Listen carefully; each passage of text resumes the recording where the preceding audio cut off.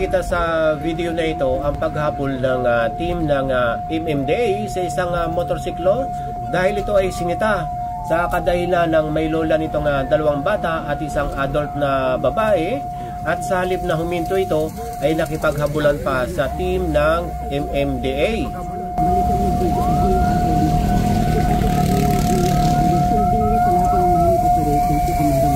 At makikita rin natin dito sa video na hindi talaga hihinto or hindi pa uhuli itong driver ng motorsiklo.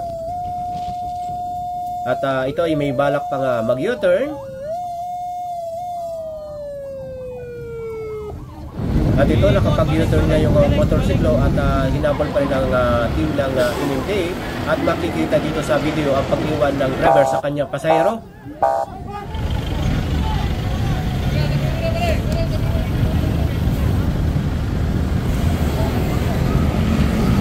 Alamin na lang natin dito sa kasama at na-captured.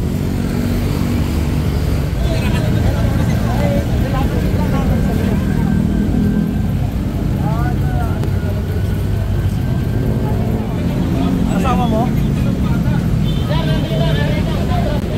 Oo nga, pinapalik ko ko sabi ko. Kita lang naman kayo. Wala dyan tinakbo nyo, tapos sakay kayo dalawang bata. Saan po kayo pupunta? Sige, ano ba to? Sa barangay ba to? Sa asin lang po yan. Ha? Sa akin po. O sige, pakihatid mo na lang. Okay lang po ba? Mano? Wala po problema sige, sa barangay. Hindi po kayo nagtrabaho. Sige, salamat ha. Mama, tanong ko lang, ano yung pa ba yung talaga yung nasakyan nyo? Habal-habal o? Habal-habal. So hindi nyo kaano-ano? Sige na po. O sige, maraming salamat ha. Ay, ito yung driver, nahuli pala. Ito natin malalaman.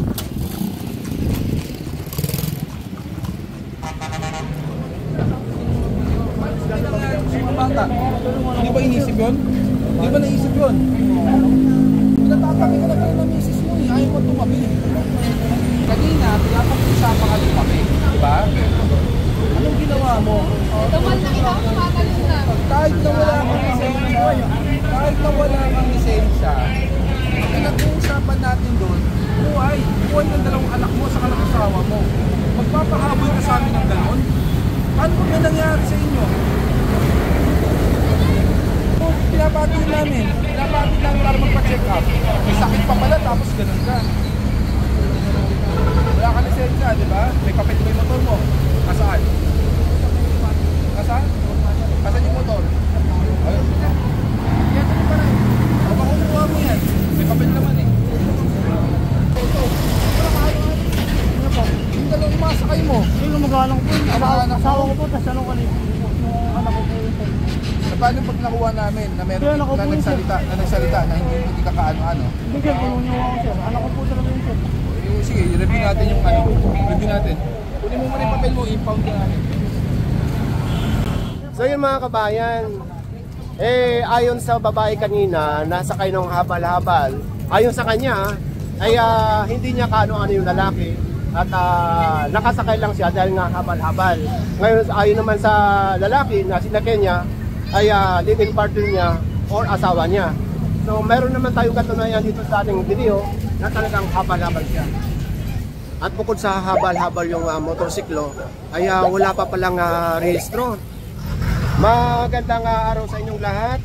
Nandito tayo ngayon sa Maynila at nasa kahaba ng Regional 10 or Mel Lopez Avenue. Sa operasyon ngayong araw ay pinamumunuan ni Sir Gabriel Po, ang head ng Special Operation Group ng MMDA. At ito, nasa kahabaan tayo ng Regional 10 or Mel Lopez Boulevard. At ito, yung island ay ginawa ng parkingan nito. Itong nakikita nyo construction dito ay Salex. Sir, ito po yung towin nyo, hindi po yan nakikita araw-araw. Ayun lang po talaga. Maliligo po ako, alis lang kami. Pero bakit po kasi? Opo, ano naman po namin. Sa balot po nakalagay yan. Lisensya ng driver. Opo. Sige po, ano lang. Kita na lang po natin. Sige po, wala pong problema. Kita na lang.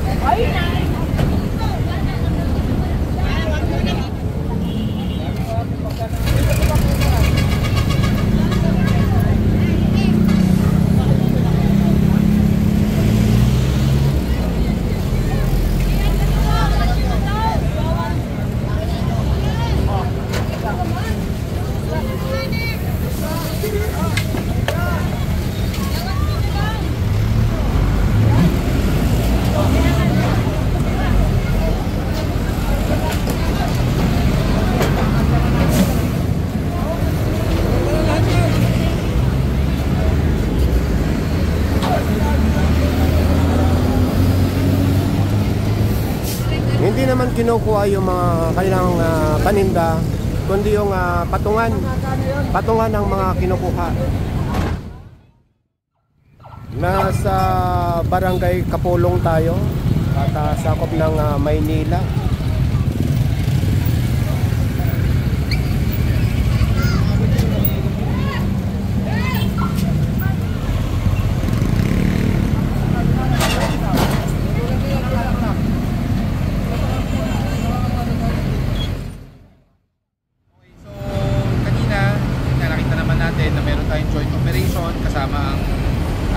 lungsod ng Maynila ang kanilang local traffic dahil unang-una merong umabot na complaint sa ating opisina, specifically dyan po sa Kapulong Boulevard.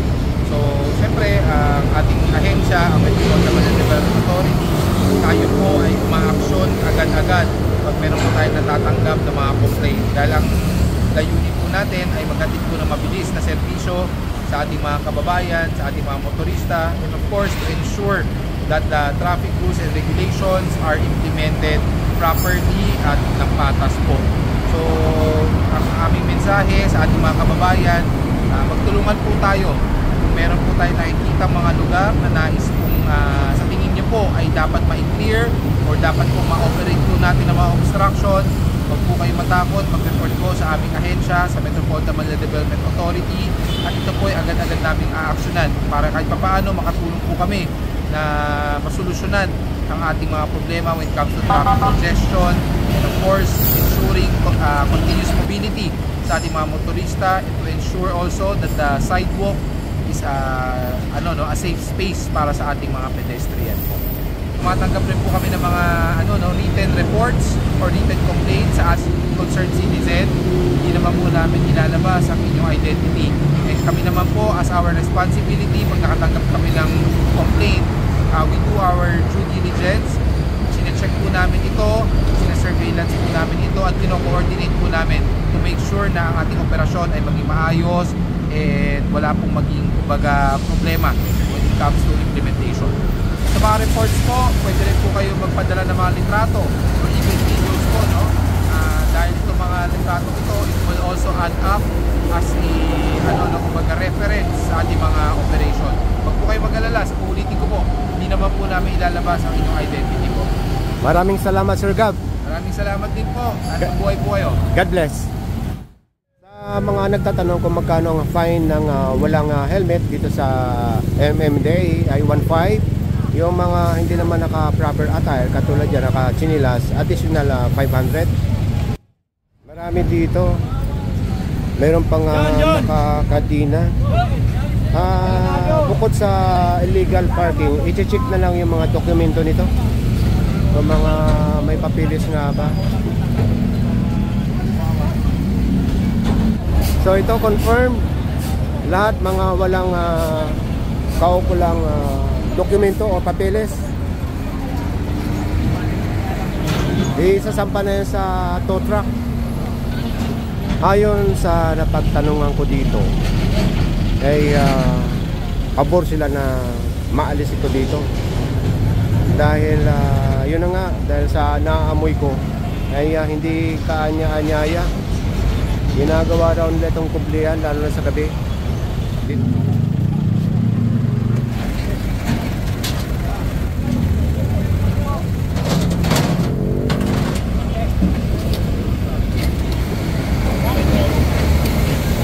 Ayan, malinis na.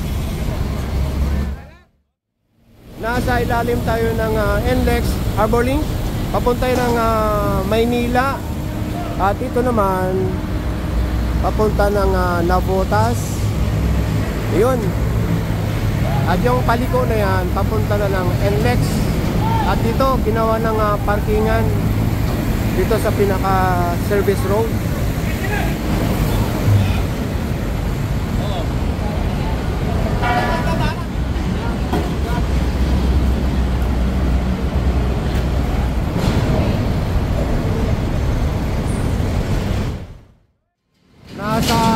pa rin tayo ng NLEX Harbor Link. Papunta na yan ng North Luzon Expressway. Ito papunta ng Manila. At ito na daanan ng team. Lahat ticket ito.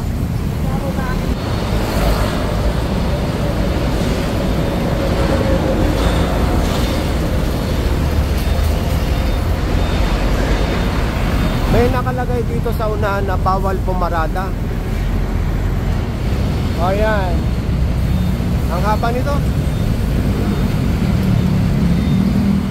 Itong mga trailer ay ibang rehistro sa kanyang head. Kaya matitikitan ito. 2,000 rin ang multa katulad sa kanyang head. Ngayon mayroon pa itong additional charge pagtapos nyo sa impounding area.